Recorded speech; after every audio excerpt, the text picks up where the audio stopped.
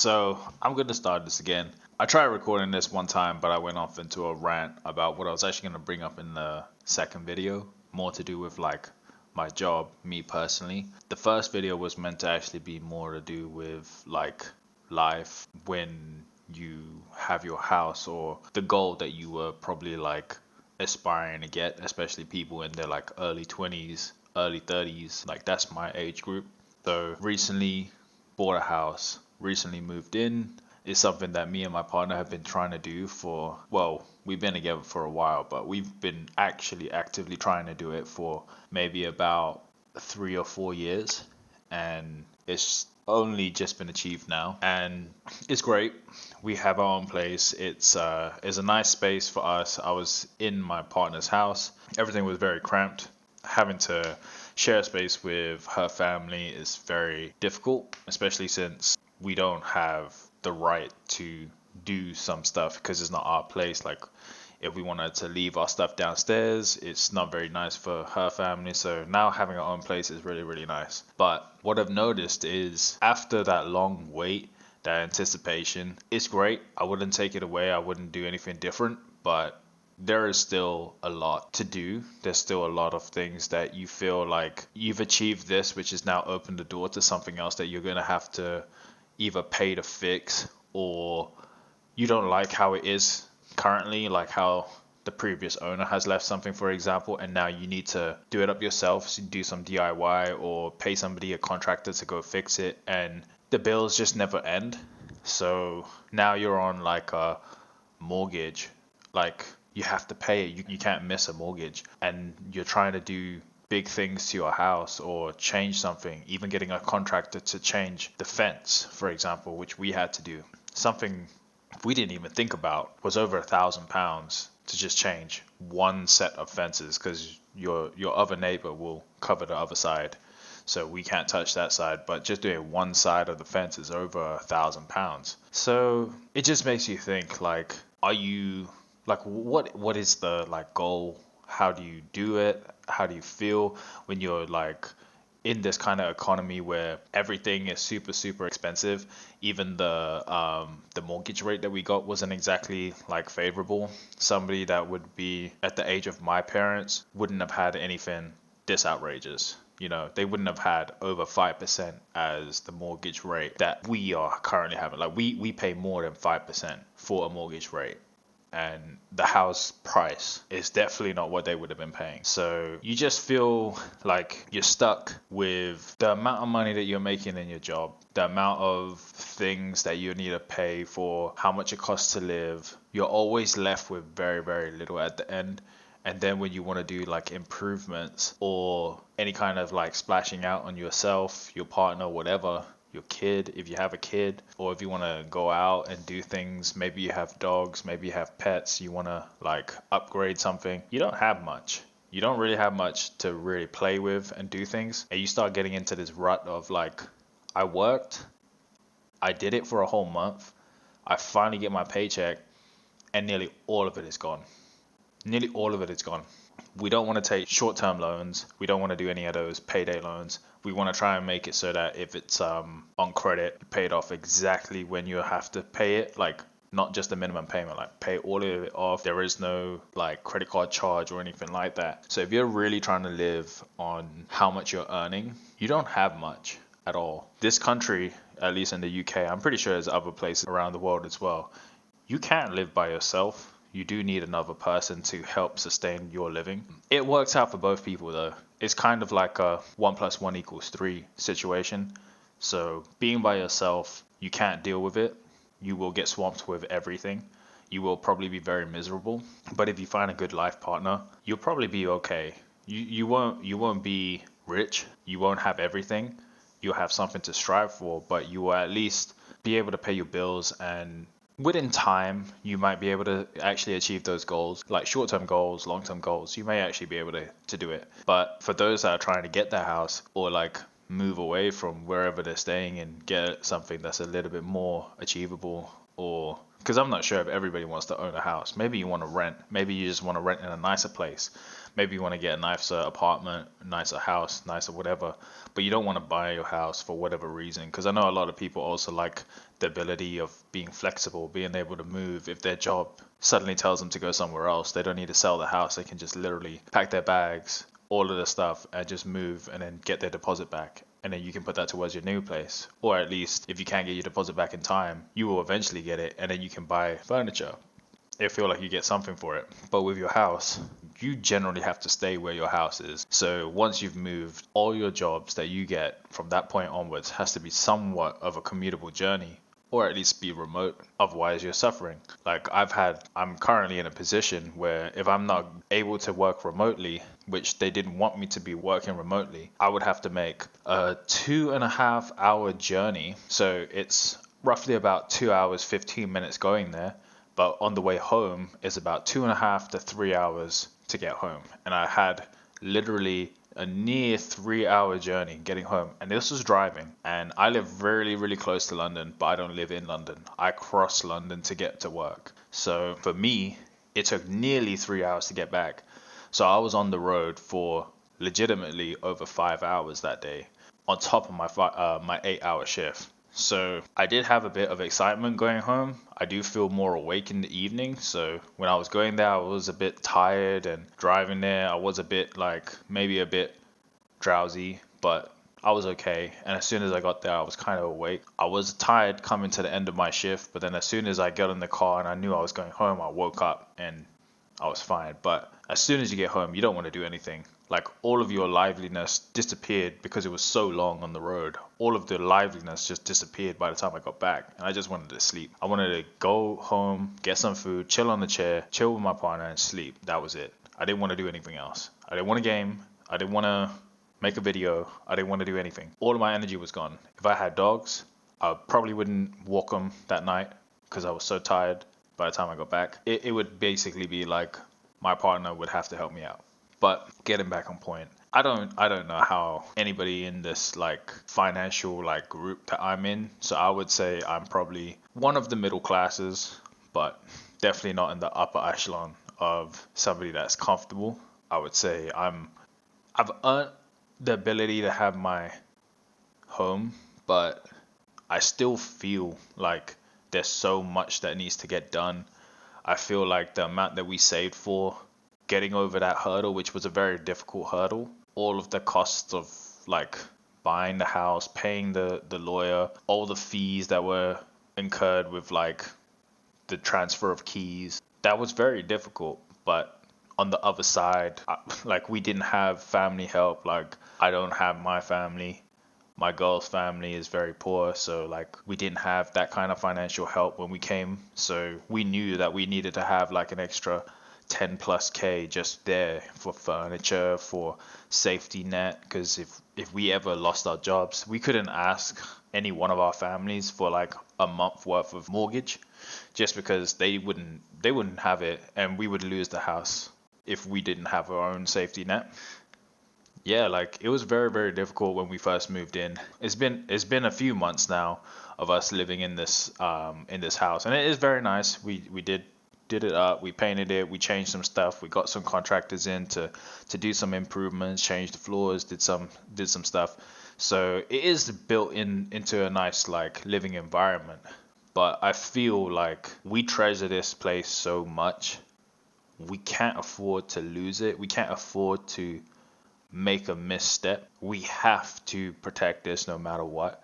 And if I lose my job, or if my partner loses her job, we will be in such a bad position. And I understand that people that rent are probably feeling the same way. But there's this feeling of you have so much more at risk if you lose your house rather than a rental. Because with a rental, you know that you didn't put down anything except for your deposit. You may lose your deposit. You may, never get a deposit back. But at the end of the day, you can always seek help from the council. You can get some housing benefit. You can go to the next place.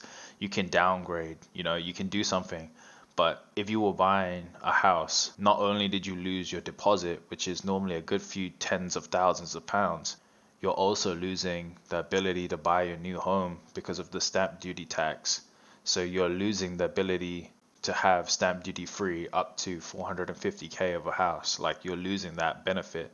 If you had your first time buyer's ISA, the help to buy ISA, the life ISA, whatever, you lost that benefit, that extra grant. There's a lot of things that you just don't get anymore the second time you buy a house, which if you at least have a property to sell to then move to the next house, it kind of lets that disappear. Like you don't need it as much because at least you have that to gain something from it before you go to the next place. So like maybe you were living there, so you were paying it off, and then it appreciated in value. You sold it instead of paying the income tax because it's not a capital gains tax. If you're putting it towards your next house, instead of paying that tax, you can put it towards the next house, and then there you go. Like you basically earned the grant money of your first time buyer. And if you have stamp duty tax and hopefully it's not too much on your new home, maybe the amount that it appreciated in value, maybe that paid for your stamp duty tax, and maybe that is worth it. I don't know. It depends on where you're moving to.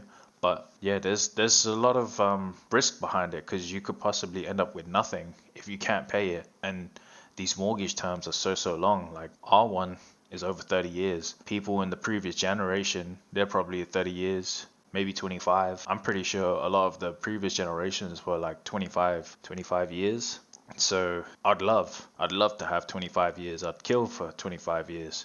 But like 25 years at a lower percentage, like under 5%, I'd love for a 25-year mortgage term under 5%. That would save me thousands. That would save thousands if it was under that. But you can wish, but it probably won't come. And the way the economy is going, it's just going to get harder and harder and harder.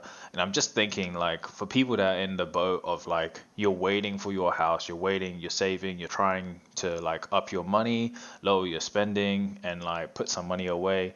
Do you realize what's coming up? Like, do you realize that your hurdle of owning the home, the only gratitude that you're really going to get is this is your actual place? If you're renting before, you may not even feel a difference because you're going to feel like, I just moved from a rental to possibly another rental that I can't move from for 30 years. At the end of it, or coming to the end of it, if it's appreciated in value, you might feel good, but you're not going to feel that for years. Like, probably like 10 years, 20 years. You won't see your house value jump up that much as people might think, like, oh, but COVID did this, and maybe in the next 10 years there'll be another like huge economy changing thing. Could be.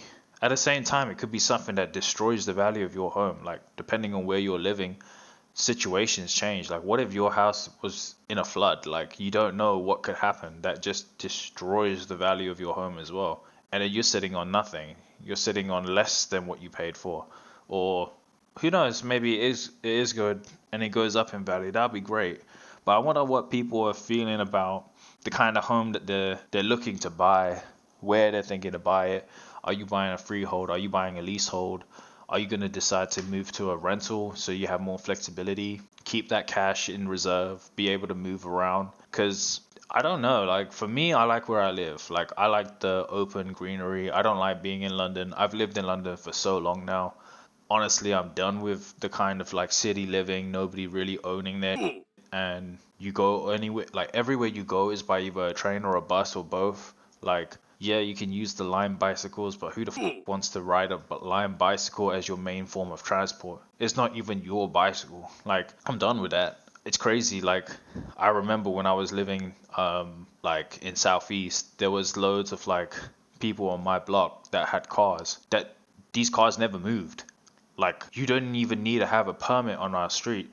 Like, because normally if you have like on-street parking, normally the council gives you like a permit, or like you need to apply for one, you pay like 50 or whatever, you get a permit, and you have like maximum of two. Most of the time it's like one or two, so you can only have two cars per property. So like most of these people didn't need to have a permit.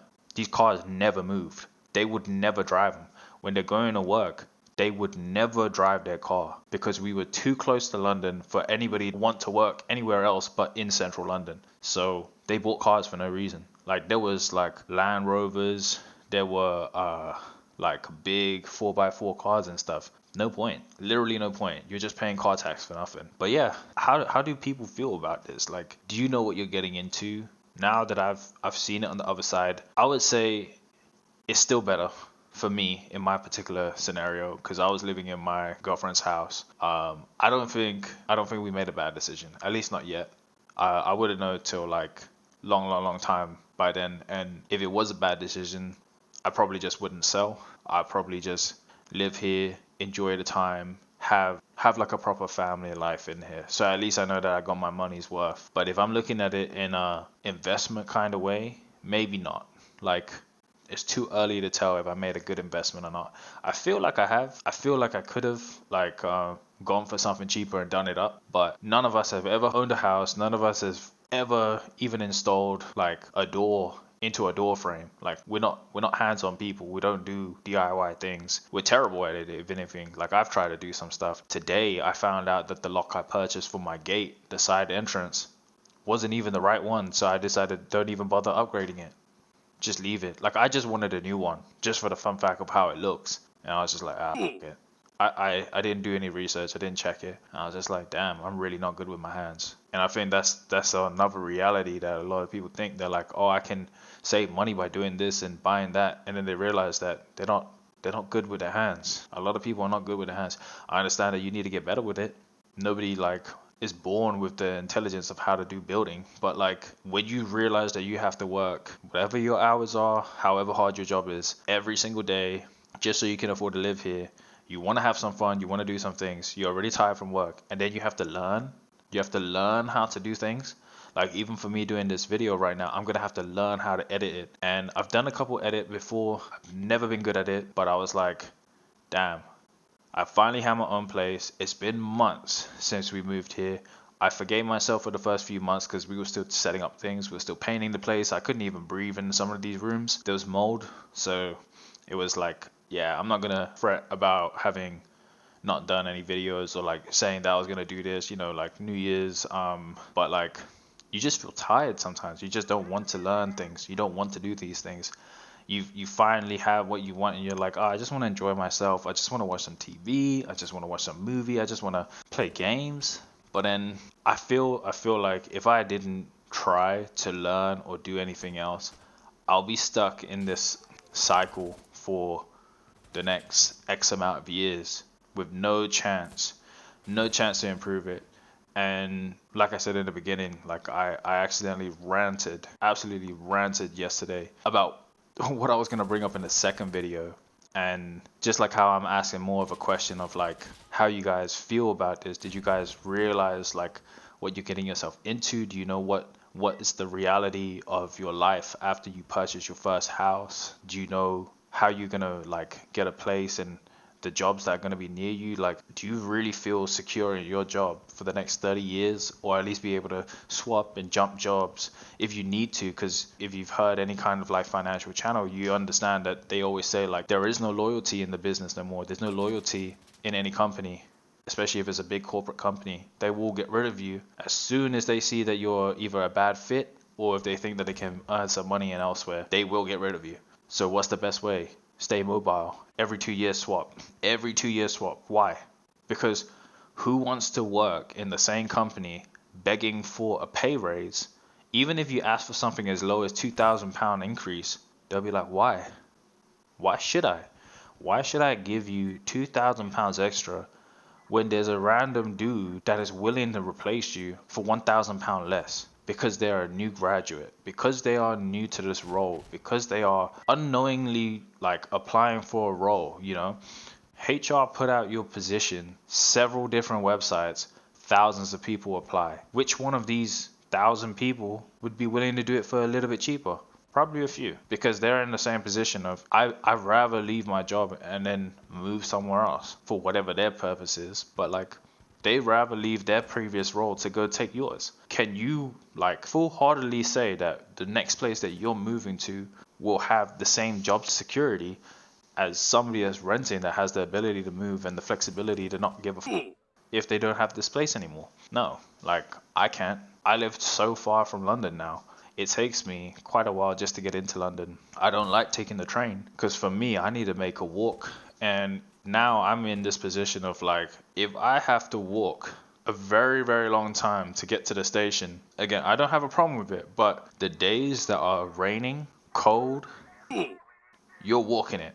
If it was a summer, if we lived in a hotter climate country, I probably wouldn't care. I'd probably be like, yeah, I'd make that walk. I'd make that 15-minute walk every day. Who cares?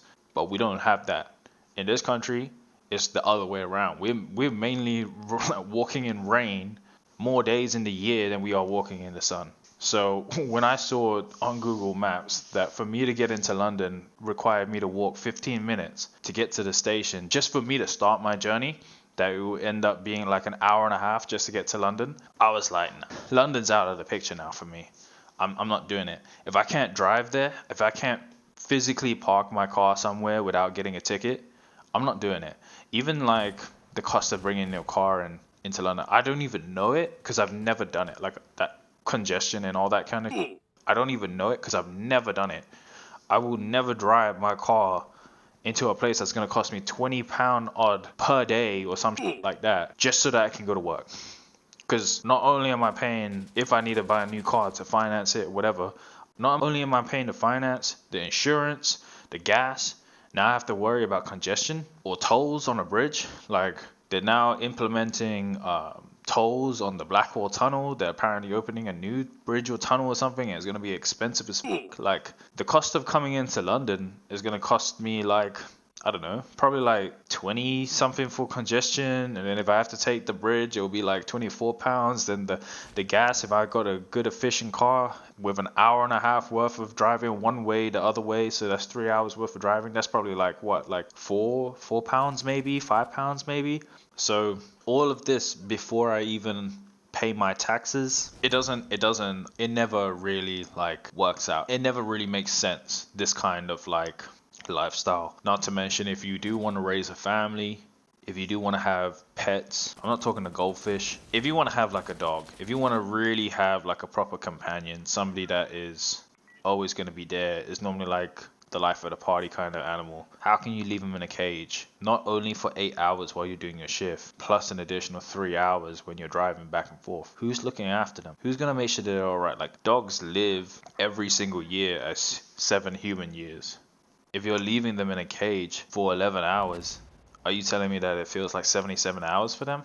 Like, I know that's a dumb reason to not go to work in London or whatever. But for me, if I'm being a pet owner, I wouldn't do that to any dog. Like, I wouldn't want to do that to any dog.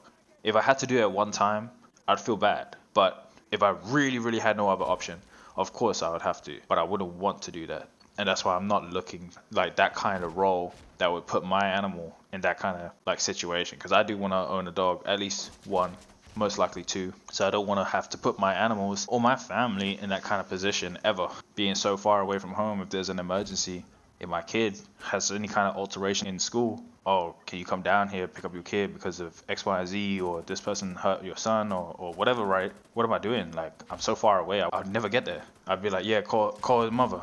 Like, but then his mother is also far away because she works in London. So that's why I'd be like, nah, like one of us has to be close by. Like you can't have two people so far away, or else who's gonna be there? Like, oh, the kid finishes at 3 or 3:15, 3:30, whatever it is. Who's gonna be at home? Who's gonna be at home when they finish school? Who's gonna pick them up? All of this, like, I'm only like late 20s. Like technically I'm at the age of having a kid, but like I don't have a kid right now. But that's what I'm thinking. Like I'm pretty sure a lot of people are on the same wavelength of like, you don't buy a house without thinking about your future. You don't buy a house or get into a career path without thinking about your future. If you don't care about having kids, that's cool for you. Like you have a lot more freedom. But if you do think about these things and you do think about having pets and you do think about your life and the kind of like lifestyle you want, and this is the kind of lifestyle that you're doing right now, this is what you want to continue, you need to think about these things. And having that kind of liability of owning this home, and you need to have the ability to upkeep it, everybody in it be happy. What is your way of getting it? Because for me, it's not practical for me to say get your money up.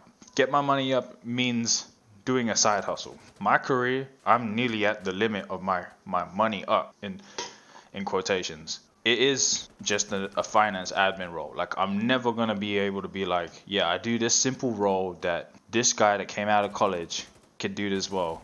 Give me 50K. No, like they're just never gonna give that to me. But the ability of being remote in my position, I kind of just went like, at least I have that flexibility of being able to work wherever I want, and I can look after the kid. I can look after my pets. That works for me. The only downside is with all this AI automation, I don't know where finance and like all these low level like admin roles are going to be in 10 years. I do feel like I need a side hustle or like a proper gig on the side that eventually either goes one for how much I earn, or at least gives me something as a good boost on the side while I'm working until I can finally like get my feet in another career, like a completely different career, and just quit, like just walk away from it completely. I like what I do. I don't have a problem with anything I do. I just feel like with AI and automation, a lot of us are going to have problems in the future, me included. My partner, not so much, but me especially. Like, eventually they're going to have ways to completely automate some of my processes, and because of that, probably downsize teams to a sense of like, if your team was a team of like, because I've been in teams of like 13, 14 people, and I didn't understand why they had that many people. Honestly, I didn't get it. I thought that was way too much. We had a lot of people with a lot of free time on their hand. But then I've been in teams where they only had 4 or 5 people, and they still managed to downgrade it. I've been cut because of that previously before, and I worked for that team. I worked for that company for 2 years while it was during COVID. During COVID, they didn't cut us. As soon as COVID was pretty much like, okay, you guys, you can return back to the office, but they still want to keep the remote thing. They were like, actually, you know what? Now the pandemic's over, it's probably going to go back to normal. It'll probably be all right. We've now done this for 2 years. We need to make some cuts. They didn't lose money, by the way. COVID didn't take away anything from them. If anything, it saved them money because they went and closed down their head office. So it's just, yeah, I don't know.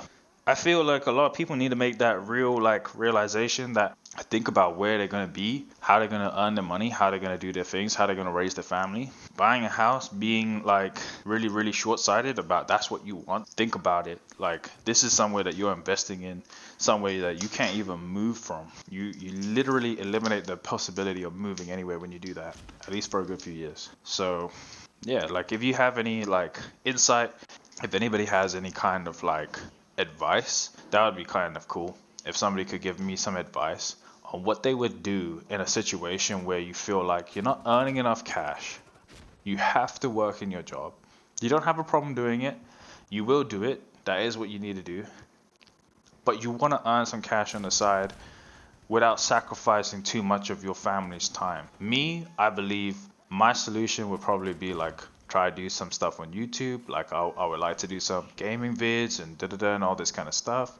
What I'm doing right now, like have a few more deep talks. Maybe that could get some like ad revenue from YouTube. But I feel like my side hustle would probably be like doing some music, releasing it. I won't be releasing on this channel. I don't want anything to do with this channel being bled into there. I don't want politics in my music. I don't want none of that. So I will be keeping it completely separate. But I feel like if you are a low earner, like personally for me, I feel like my advice to myself, not to other people, to myself, would be like, if you're a low earner, you need to do a talent, be a little bit more creative, and get out there, do some stuff, right? That's my like, how am I gonna get extra cash? That's probably what I'm gonna be trying to do. Like, doing this is kind of like, I don't feel comfortable doing this, basically, right? So I'm trying to break out of my comfort zone. I'm trying to do a little bit of this every other day, get something out there, you know? And then as soon as I get over my my anxiety of putting out like my art in front of people, hopefully release some stuff, and maybe that can get some views. Like, again, I'm not gonna plug it here. I don't want my life to be completely on show. So see how that can do on its own, and see how it goes. And hopefully, like, with that, this, and my job, I'll have a few more cash avenues and a little bit more cash coming in per month, which then allows me to have a little bit more of an optimistic mindset of myself and my family for the next like few years, like, you know, the foreseeable future. Just see if I can actually like do things a little bit quicker rather than having to sit and wait. Like, I literally feel like it's just a waiting game. Like, nothing changes. I do the same every single day at work. Only difference is the time of the month where you might do more work or less work, but you do the same work every single day. And the people I work with, f them.